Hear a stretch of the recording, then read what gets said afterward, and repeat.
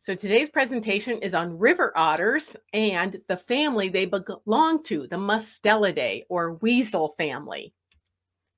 So if you haven't met me before, hi, I'm Christine Elder, and I'm a naturalist and environmental educator and visual artist in Central Oregon, where we happen to have a beautiful river, the Deschutes River, that river otters live on. So that's why we're talking about river otters today. And they are just so fun and playful and athletic.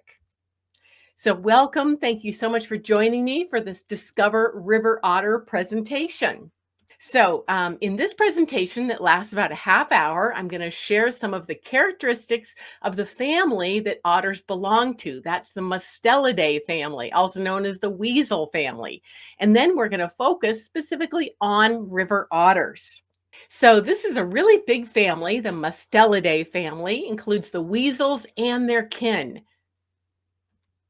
And they are found around the globe. Like here in North America, we have not only the otters, but badgers, wolverines, martens, weasels, polecats, fishers, ferrets, minks, sables, and otters. Well, actually, ferrets are in Europe. But in the neotropical region, we have grisons, tigers, giant otters, and some of the weasel members. And then over in Europe, we have honey badgers, hog badgers, ferret badgers, ermines, also known as stoats, some other species of martens and weasels, as well as another otter. They are not found in Australia or Antarctica, but pretty much everywhere else. So what are some of the family member characteristics of the Mustelidae? These are the same characteristics that are shared by our river otters. So they are the largest family within the order Carnivora. It has about 70 species. So you're probably familiar with other members of the order Carnivora, like you're probably your family cat and dog. It's an ancient, diverse, and widespread and very successful family. These guys are voracious predators, like think about ferrets. They have really big appetites, fast metabolisms, and a fierce reputation. They have these smelly anal scent glands, and they used to include skunks. And so those guys are in a different family now. But like the skunk, they have these smelly scent glands that help them to communicate with their smell in the habitat they belong in. They're sexually dimorphic, meaning the males are a lot larger. They have a really interesting thing called embryonic diapause or delayed implantation. So the female can decide when to start growing that embryo of the baby otter that will be born 9 to 12 months later, depending on the quality of the habitat and the amount of food available. So that's a really neat thing they can do. They're generally solitary and nocturnal in the family, although some members are different, like you can see river otters during the day. Many, unfortunately, are endangered and hunted for their luxurious fur. And the members of this family have three main lifestyles: terrestrial, arboreal, or aquatic or semi-aquatic, like our otters. So the again, here's some members of that Mustelidae family, the otters that we're going to talk about more in a few moments.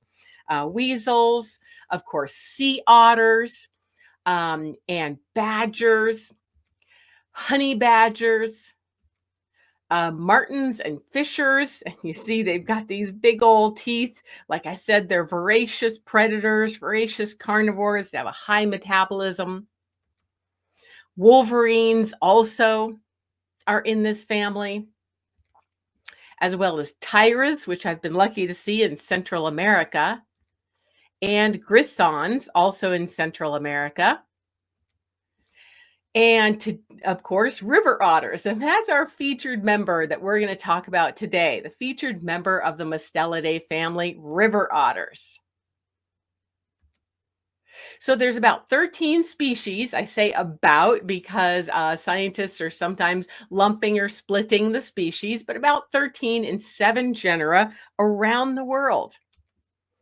And they have a very long and extensive fossil record. And in fact, they have a long record right here in Oregon and our neighboring state of Idaho. In fact, this is a a mural from the Hagerman fossil beds in Idaho, which has a very long history of not only otters, but also the whole history of the evolution of the horse. So, neotropical river otters are one of the otters that we have here in the Americas. These are in Central and South America, and they get really big. I've been really lucky to see these on the upper Amazon River. Here's another picture.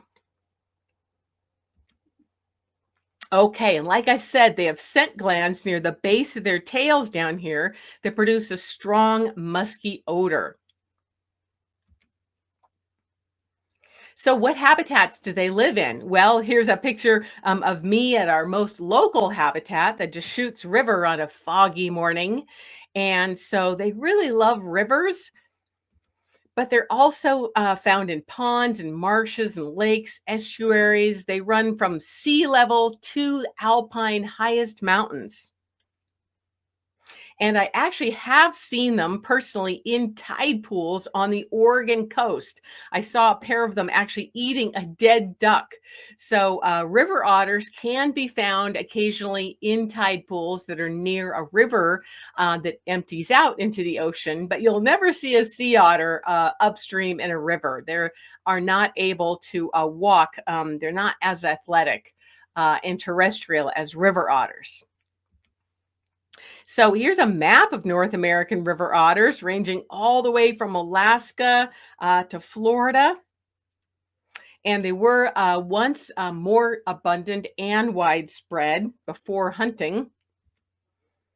If you're in their habitats, there's other animals that you might be getting them confused with, especially if you're seeing something swimming across a river at a distance.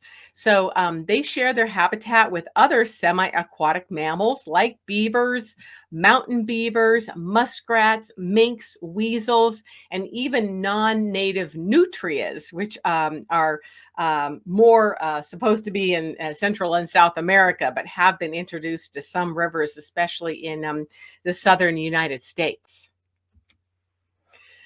So they have a really broad diet. Like I said, all the members of this family are voracious predators. They have a high metabolism. They have to eat a lot, and they eat with those big giant teeth. Those teeth look a lot like your house cat or your dog's teeth with really big canines. So they're able to eat fish. So they love fish, they love crawdads, crabs, amphibians, smaller amphibians and reptiles, that is, eggs, even sometimes turtles and muskrats. And here is a really cool video for you to watch an otter eating.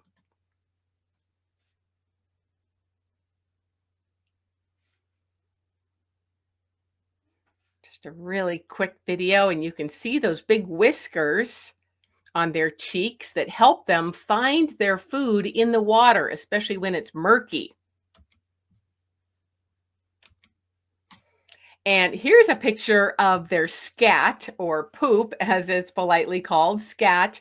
And so if you're hiking along a river and you see a pile of scat like this, that means that there could be a river otter nearby. Now, here's an example of the scat. It has these little orange pieces, and what that is the exoskeleton of a crayfish. So, like I mentioned earlier, they have a unique reproduction. They have an ability for delayed implantation of the egg to start growing it into an embryo. And they can wait until the conditions are right. The female is the one that raises the babies, and they bear 1 to 5 kits. And they can live 10 years and longer, sometimes twice as long as that, in a zoo. But in general, in out in nature, they only live about 10 years. And here's a cute video of a female with her kits.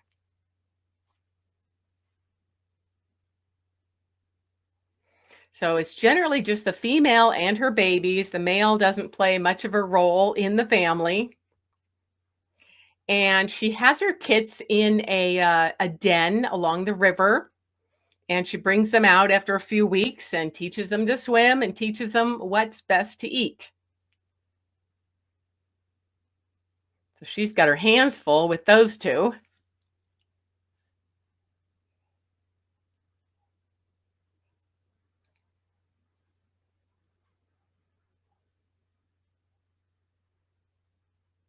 Okay.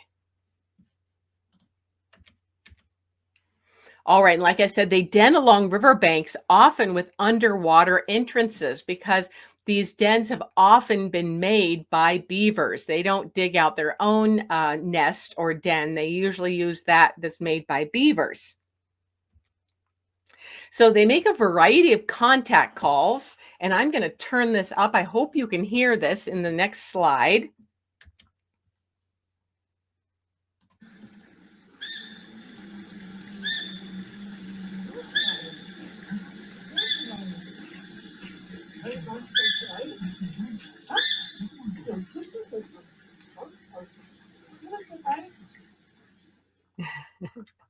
And that is the sound that an otter makes.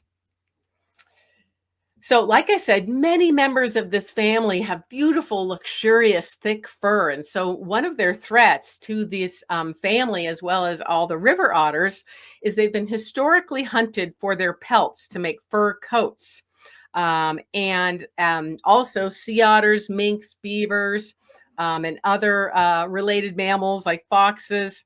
In fact, hunting is still allowed. It is regulated, but it's still allowed in many places in the world, including the United States, by the Department of Fish and Game.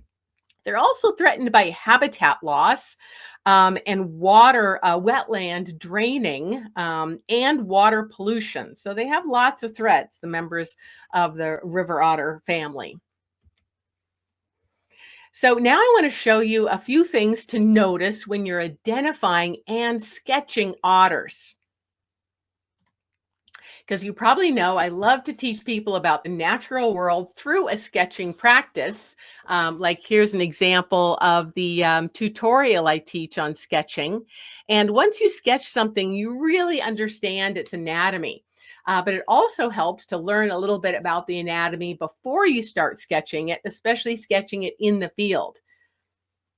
Now, of course, in my course, my online course called Sketching Mammals of the World, I often have high resolution images to practice sketching from, as well as videos like the videos I just showed you, and a sketching demonstration. So anyway, let's look at a little bit more of the anatomy you really want to notice for sketching them. Because again, they do look very similar to other things that might be swimming around in their same habitats, like mountain beavers, weasels, minks, and beavers. Okay, so let's make this bigger again. All right, so they're really built for a semi-aquatic lifestyle. They're sleek and long and have a long, flexible body and a strong tail. And you want to notice they have these 5 webbed toes. The webbing helps them swim. And they can also close their nostrils and I believe also a bit their ears so that they don't get water in them when they're swimming.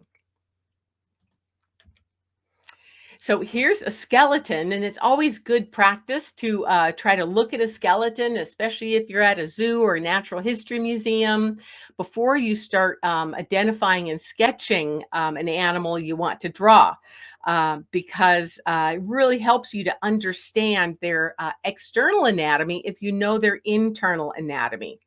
So you can see that this skeleton probably looks a lot like a skeleton of a dog or a cat because, again, they are in the same order, carnivora, and they look even closer to a skeleton of a weasel or a mink or a ferret. So once you understand the anatomy and you can draw otters, you can draw those other things a lot easier too, like weasels and minks and ferrets. So they have a relatively small head. They have a long, flexible backbone that allows them to swim well. They have a long tail that also helps propel them in the water and gives them balance and steering in the water and on land. They have a big rib cage where they've got all their digestive and reproductive organs. And then they have all the same bones that we have in their arms and legs. So, like the shoulder, scapula, and the forearm, and the lower arm, and the feet. And back here, they have a knee, just like we do, and an ankle, and then their feet. And they walk really flat footed on the ground, like humans do, and like bears do. That's called plantigrade, meaning that their whole foot is on the ground.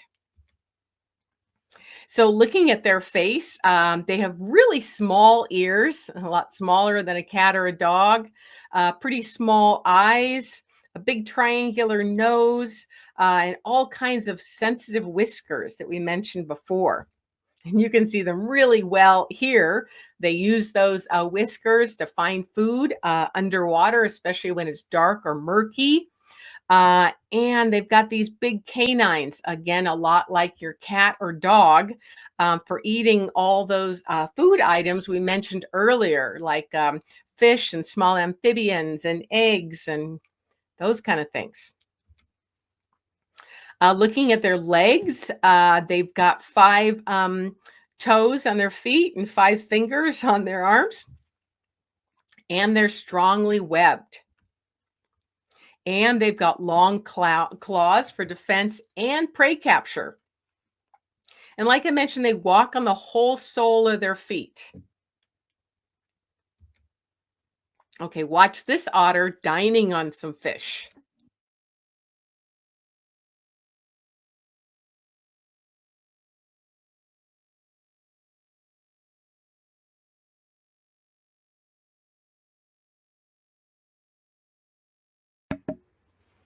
Again, these guys are voracious predators with a really fast metabolism, eating a lot, similar to minks and ferrets and martens and weasels. So thank you so much for joining me today for my river otter presentation. I hope you really enjoyed it, and I hope to see you online again soon. Okay, take care. Bye-bye.